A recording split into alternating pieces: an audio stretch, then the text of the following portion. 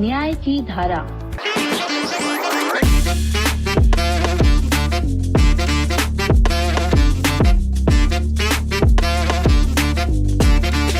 सबसे पहले आपका स्वागत है सबिस्ता कुरैशी जी हमारे इस कार्यक्रम में। आपसे ये जानना चाहूँगी हिजाब क्यों पहना जाता है और क्या होता है वो?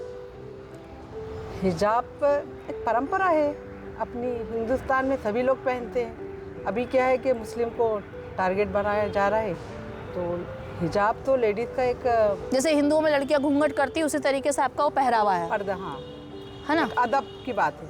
अदब की बात है। जिस तरीके से सीएम साहब ने एक कार्यक्रम के दौरान एक बच्ची का हिजाब खिंचा है, तो उसके बारे में महिला होने के नाते आप क्या बोलना चाहेंगी? बड़ी तकलीफ वाली घटना है, महिला होने के नाते उन्हें ऐसा नहीं करना चाहिए।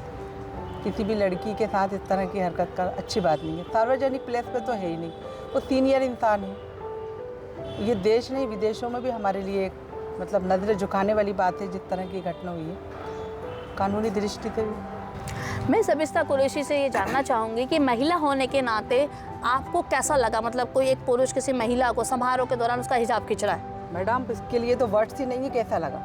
एक लड़की के साथ इस तरह की हरकत बिल्कुल गलत है, बहुत ज़्यादा ही गलत है।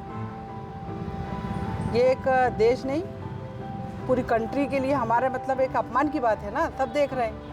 आज देखिए, एक सम्मान मुख्यमंत्री हैं और इस तरीके की पब्लिक प्लेस में हरकत कर रहे हैं, बहुत गलत बात है, यही तो गलत है। उस वीडियो में दीदी ये भी दिखाया गया था सबिस्ता जी कि आसपास के जो लोग थे, उनके पीए थे, चाहे उनके जो कार्यकर्ता थे, जो भी थे, वो भी हंस रहे थे। तो एक महिला के साथ जब अभद्रता हो रही है, एक चीज़ हो रही है, हंस रहे हैं, वो भी गलत है। और वो भी अगर लीगल में चाहते हैं तो वो भी मतलब उनके खिलाफ भी मुकदमा होना चाहिए।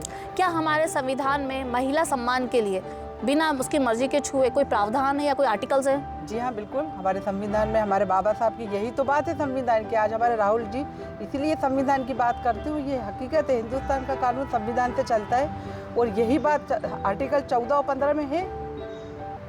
भेदभाव की स्वतंत्र है, मतलब कोई किसी के साथ भेदभाव नहीं कर सकता, उसको मतलब अभद्र व्यवहार नहीं कर सकता, सारी चीज़ें संविधान में।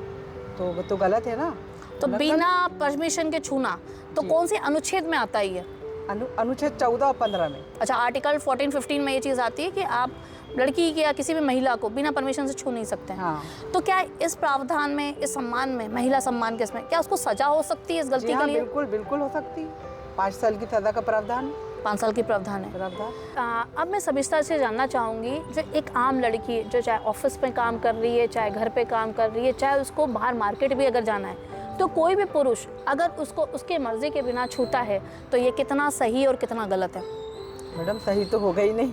नहीं, मैं आपको इसलिए बोल रही हूँ क्योंकि हमारी जो सोसाइटी है, खास करके इंडिया के अंदर मेल डोमिनेटेड सोसाइटी कहा जाता है, ठीक है? तो मेल डोमिनेटेड सोसाइटी में बोलते हैं अरे ठीक है चल गया, क्योंकि कई मंत्रियों ने इसके बाइट दिए दीदी, नहीं, है ना, इसलिए बाइट दिया।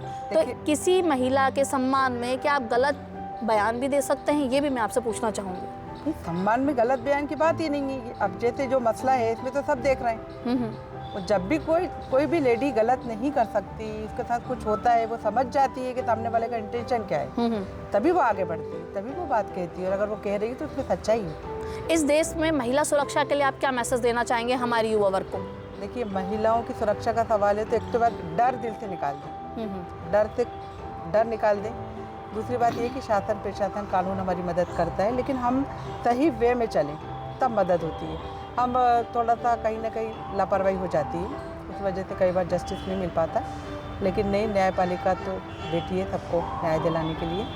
मेरा ये कहना है कि आप वर्क करने जाएं तो अलर्ट होके जाएं। आप घर से बाहर निकले, अपने आप को प्रिपेयर करके निकले, हम जा रहे हैं, कौन से हालात आ जाए, कभी भी बेफिक्री से नहीं रहें। दूसरा, अपना प्रिकॉशन लेके निकले, छोटे मोटी कोई चीज़ें अपने पर्स में रखें, जैसे पेपर स्प्रे वगैरह की तो परमिशंस हैं। हाँ, और क्या बोलते हैं, छोटे मोटे नाइफ वगैरह भी रखें।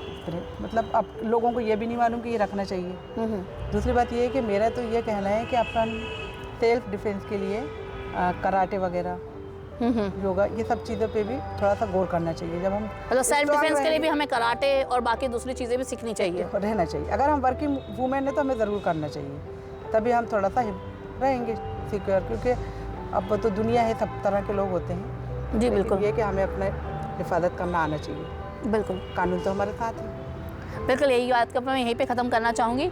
दोस्तों, आपने समझा कि अगर आपके साथ ऑफिस में आपके बाज़ार में, मार्केट में, कहीं पे भी किसी महिला या बच्ची के साथ कुछ भी गलत होता है, कोई आपकी बिना मर्जी से आपको छूता है या बदतमीज़ी करने की कोशिश करता है, आप बिल्कुल कानून का सहारा लीजिए। आप बाकायदा 112 पे डायल कीजिए, पुलिस विभाग पे कंप्लेन कीजिए, आपकी तुरंत प्रोटेक्शन की जाएगी, आपको एक प्रोटेक्शन मिलेगी आपकी सुरक्षा तंमा से। और अगर FIR के बाद भी अगर चीज़ें नहीं हो रही तो आप कोर्ट केस भी कर सकती हैं, उसके खिलाफ लड़ भी सकती है। और इस बार आपको क्लियर करना चाहूँगी, जिस 21वीं शताब्दी में हम रह रहे हैं, तो महिलाओं को अपनी प्रोटेक्शन, अपनी सुरक्षा के लिए बिल्कुल आगे आना ही होगा। क्योंकि अगर आप आवाज़ बन करके घर बैठी रहेंगी, सोचेंगे समाज क्या कहेगा, तो समाज हमसे ही बनता है। और जिस देश में हम रहते हैं वहाँ पर लड़कियों को नवरात्रे में पूजा जाता है, यानी हमारे यहाँ पर महिलाओं की पूजनीय स्थिति होती है। स्त्री को सम्मान का दर्जा मिला हुआ है और स्त्री पूजनीय है। उसके साथ किसी भी तरीके का भेदभाव, छेड़छाड़ या हिंसात्मक कार्य करने के लिए आपके पास कानून और आपके साथ समाज आपके साथ पूरी तरीके से खड़ा हुआ है। इसी के साथ मैं रत्ना चौहान, प्रांजल जैन के साथ।